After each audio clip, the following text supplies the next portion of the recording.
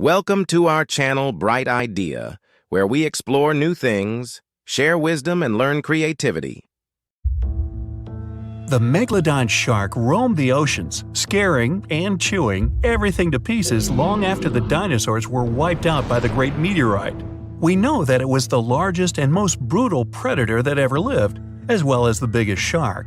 It was the king of all seas, swimming freely between most parts of the ocean. But then, about 2.5 million years ago, the last of its kind disappeared from Earth forever, leaving only their huge teeth to be found by modern archaeologists. At first, scientists thought it was a mass marine extinction that happened around the time that caused the Megalodon to expire. They believe a supernova exploded some 150 light-years from Earth, and its radiation reached our planet, changing its climate. Well, this could have happened. When a star explodes, it gives off so much energy that it goes for hundreds and even thousands of light-years in all directions. If some of that heat struck our planet, it could have warmed it up, making life impossible for lots of animal species, including the Megalodon. But then, in 2019, a group of researchers found something weird. The fossils left over from the monster sharks dated back to an earlier period. That could mean they went extinct before the supernova. A new explanation had to be devised, and it came from an unexpected source: the great white sharks. At the peak of their evolutionary career, the megalodons were apex predators, meaning they had no rivals among the other ocean hunters. Their favorite prey were whales and other marine mammals, and they could even hunt down smaller sharks. Not only were they huge, reaching over 60 feet in length and 50 tons in weight, but they also had the strongest bite in the world. Nothing that had a fight with a meg could go away unscathed. An important note: most of what we know about the Megalodon comes from their teeth, because they were the only bony remains left after their extinction. Sharks are mostly cartilage, so they have little bone in their skeleton. Lots of cartilage makes them agile and flexible, as well as allows them to open their mouths to enormous width. At some point, sharks also develop protruding jaws to have a better grip on their prey, something most obvious in the modern goblin shark. Their teeth, however, had to be tougher than cartilage, so they evolved into a sort of tooth factory. Sharks have rows upon rows of pointy, sharp teeth, usually directed inwards like hooks, which get worn out pretty quickly. Then, when no longer needed, they fall off, making way for new ones. A single shark can replace all the teeth in its jaws as many as 50 times in its lifetime. Now, the Megalodon is usually described as a sort of gigantic version of a great white shark. This is a common mistake, though, made because they were thought to be related. In fact, the Meg looked more like a modern bull shark. It had a short snout, a flat lower jaw, and long and massive pectoral fins that supported its weight. And what's more important, the ancestors of today's great whites existed at the same time as the Megalodon.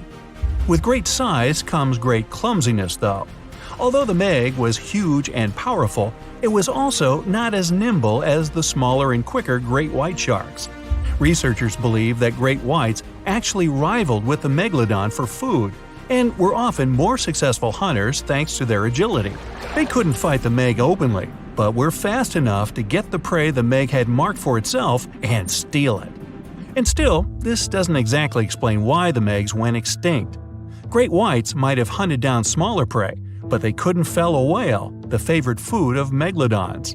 Another fact contradicting this theory is that a single species probably couldn't lead to the extinction of another. There should have been others to help.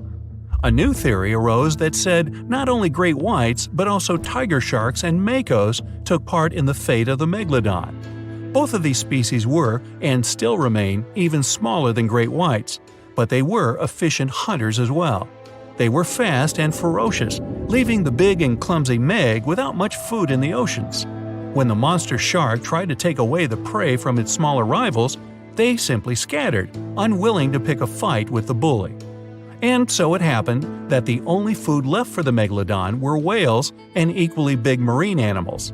Adult Megs could easily hunt down such beasts, but their offspring were much smaller and more vulnerable than their parents.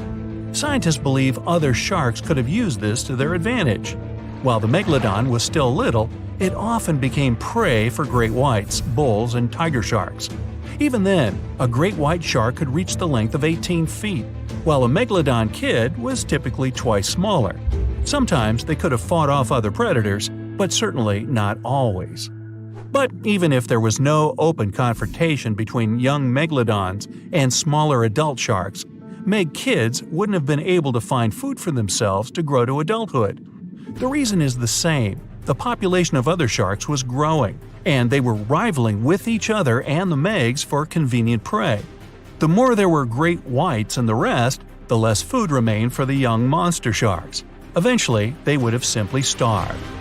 As if this wasn't enough for the megalodon to cease to exist, their favorite big munch, the whales, began to adapt to changing conditions on Earth.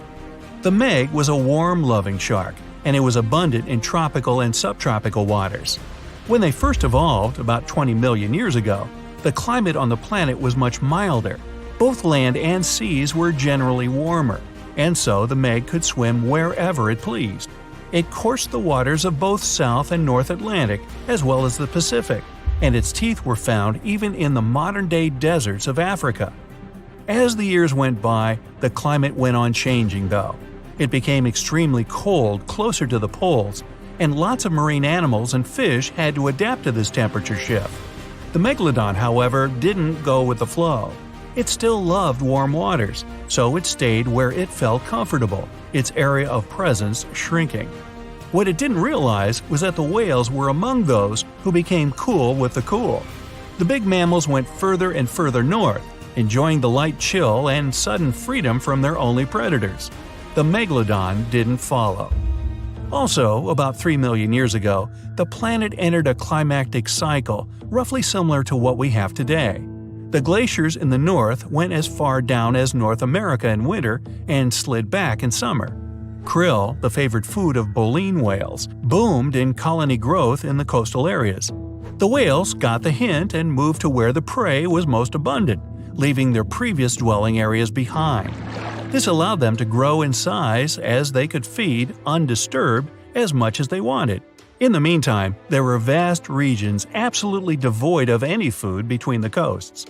And so it happened that the enormous predator, the megalodon, was left to its gloomy fate.